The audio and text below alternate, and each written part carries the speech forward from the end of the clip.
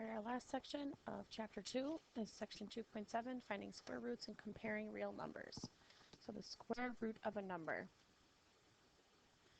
If we have a number b squared is equal to a, the square root of that number is b equals the square root of a. Okay, so to find the square root of numbers, evaluate the expression. Plus or minus the square root of 36. What squared will give you 36? Plus or minus 6. B is an icky decimal. We have to leave that as the square root of 7. And negative square root of 4 is negative 2. Perfect squares. The square root of a perfect square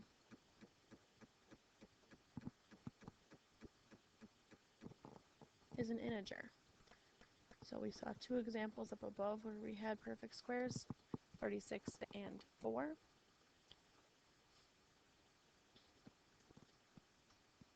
Approximating a square root.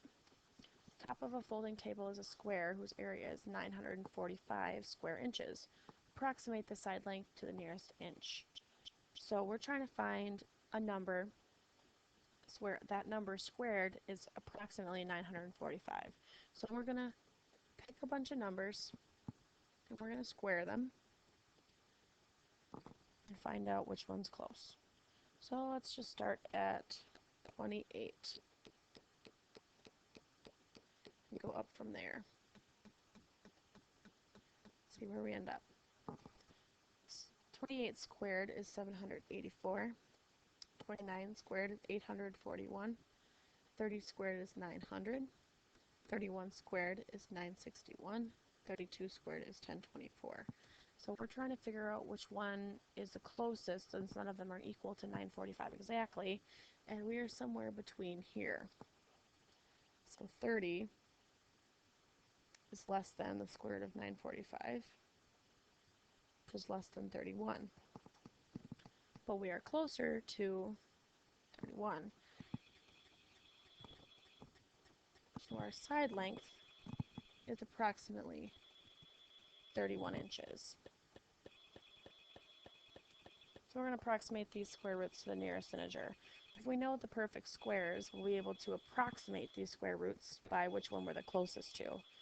So if we think of all the perfect squares, there's a list up above that might be helpful.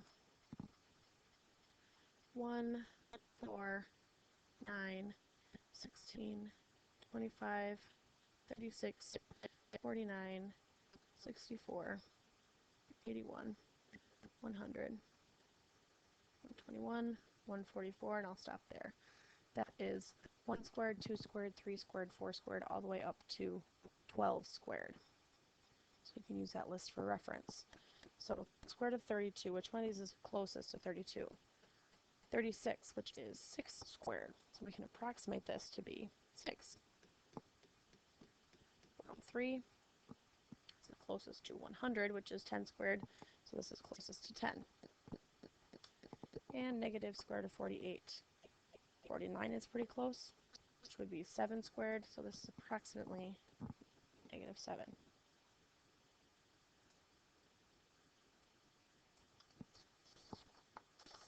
Okay, so we're going to look at the difference between an irrational number and rational. We talked about rational numbers earlier when we were doing addition and talking about integers in general. So here we have a diagram with what real numbers are.